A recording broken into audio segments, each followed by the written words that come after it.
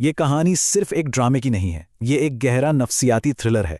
सोचिए, एक ऐसा हीरो जो हर जंग जीतता है, जिस पर एक पूरी रियासत भरोसा करती है, लेकिन एक छोटी सी जहरीली सरगोशी उसे अंदर से खा जाती है और उसकी पूरी दुनिया को तबाह कर देती है। आइए देखते हैं कि ये सब कैसे हुआ। तो चलें, सबसे पहले मिलते हैं हमारे मरकजी किरदार ओथेलो से। उसकी शख्सियत में ना एक अजीब सी कशमकश है। एक तरफ तो वेनिस का सबसे बड़ा फौजी जनरल है, एक हीरो जिसकी सब इज्जत करते हैं, लेकिन दूसरी तरफ वो एक मोर है, एक बाहर वाला, जिसे वेनिशियन माशरा कभी भी पूरी तरह अपना नहीं समझता। और यही कशमकश, यही तजाद आगे चलकर उसकी तबाही की वजह बनता है। तो असल बात यह है, ये समझना कि कैसे एक मजबूत, काबिल और खुद एतमाद इंसान को सिर्फ अल्फाज के जहर से तोड़ा जा सकता है। एक छोटी सी सरगोशी जो शक का बीज बोती है और फिर देखते ही देखते इसके पूरे वजूद को निगल जाती है। अच्छा, तो कहानी शुरू होती है एक ऐसी सूरत हाल से जो इस पूरे अलमिये की बुनियाद रखती है। एक तरफ एक खुफिया मोहब्बत है और दूसरी तरफ एक गहरी छुपी हुई नफरत जो बस फटने को तैयार है। तो इस कहानी में कौन कौन है? हमारे पास हैं ओथेलो और डेस्डेमोना, जिन्होंने छुपकर शादी कर ली है। फिर है डेस्डेमोना का बाप ब्राबैंशियो, जो इस रिश्ते पर आग बगोला है।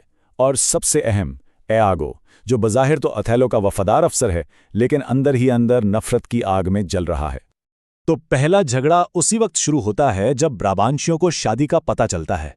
इसके लिए तो यह मानना ही नामुमकिन था कि उसकी बेटी अपनी मर्जी से एक सियाफाम शख्स से मोहब्बत कर सकती है। उसका पहला रद्द-ए-अमल ही नस्ल परस्ती पर मबनी होता है। वो सीधा इल्जाम लगा देता है कि ओथेलो ने जरूर कोई काला जादू किया है। मगर ओथेलो वो वेनिस के ड्यूक के सामने खड़ा होता है और बड़े वकार से अपना दिफा करता है। वो बताता है कि उनकी मोहब्बत जादू टोने पर नहीं, बल्कि उसकी बहादुरी की सच्ची कहानियों और डेस्डेमोना की हमदर्दी पर कायम है। डेस्डेमोना खुद आकर इस बात की गवाही देती है और जादू का इल्जाम झूठा साबित हो जाता है। उनकी मोहब्बत सच्ची है, लेकिन दुनिया उनके खिलाफ खड़ी है। और हर अजीम अलमैये में एक विलन होता है। यहाँ कहानी का रुख मुड़ता है अयागो की तरफ, वो शख्स जो इस पूरे ड्रामे का असल इंजन है। इसकी नफरत ही वो चिंगारी है जो आखिर में सब कुछ जलाकर राख कर देगी। सवाल ये है कि आखिर वो ओथेलो से इतनी नफरत करता क्यों है? देखें, आयागो अपनी नफरत की दो बड़ी वजह बताता है। पहली, प्रोफेशनल जेलसी। ओथेलो ने तरक्की देते वक्त उसे नजरअंदाज किया और माइकल कैसियो को अपना लेफ्टिनेंट बना दिया। दूसरी वजह ज्यादा जाती है। एक अफवाह है कि ओथेलो के उसकी अपनी बीवी एमिलिया के साथ ताल्लुकात थे। बस इन वजूहात की बिना पर वो बदला लेने की कसम खा लेता है। तो आयागो का पहला निशाना कौन बनता है? Michael Casio. वो जानता है कि ओथेलो को सीधा नुकसान पहुंचाना मुश्किल है, इसलिए वो उसके सबसे करीबी और काबिल एतमाद आदमी को टारगेट करता है। कैसियो बेचारा आयागो के इस खतरनाक खेल में पहला मोहरा बनने वाला है। तो अब देखते हैं कि आयागो किस कमाल की चालाकी से अपना जाल बुनता है। वो एक एक करके वाकयात को ऐसे जोड़ता है कि हर कोई उसके जाल में फंसता चला जाता है। और मजे की बात यह है कि किसी को उस पर जरा सा भी शक नहीं होता। इसका मंसूबा बड़ा सीधा साधा लेकिन खतरनाक 4 कदमों का है। सबसे पहले वो कैसियो की इज्जत खाक में मिलाएगा। उसके बाद वो डेस्डेमोना की नेकी और मासूमियत को ही उसके खिलाफ एक हथियार के तौर पर इस्तेमाल करेगा। फिर वो आहिस्ता आहिस्ता ओथेलो के जहन में शक का जहर भरेगा और आखिर में एक मामूली सा रुमाल उसे बेवफाई के नाकाबिले तरदीद सबूत के तौर पर पेश करेगा। और देखिए, पहला कदम कितनी आसानी से पूरा हो जाता है। आयागो जानबूझकर कैसियो को इतनी शराब पिलाता है, हालांकि उसे पता है कि कैसियो ज्यादा पी नहीं सकता। नशे में धुत कैसियो एक झगड़े में पड़ जाता है, ड्यूटी पर हंगामा करता है। ओथेलो को जब पता चलता है तो वो गुस्से में फौरन कैसियो को उसके ओहदे से हटा देता है। और अब कहानी में दाखिल होता है वो हथियार जो सब कुछ तबाह कर देगा, एक रुमाल। ये कोई आम रुमाल नहीं है, इस पर स्ट्रॉबेरी की कढ़ाई है। ये ओथेलो का डेस्डेमोना को दिया गया पहला तोहफा था, उनकी मोहब्बत की पहली निशानी। इसकी जज्बाती अहमियत बहुत ज्यादा है और आयागो इसी को अपना सबसे बड़ा हथियार बनाने वाला है।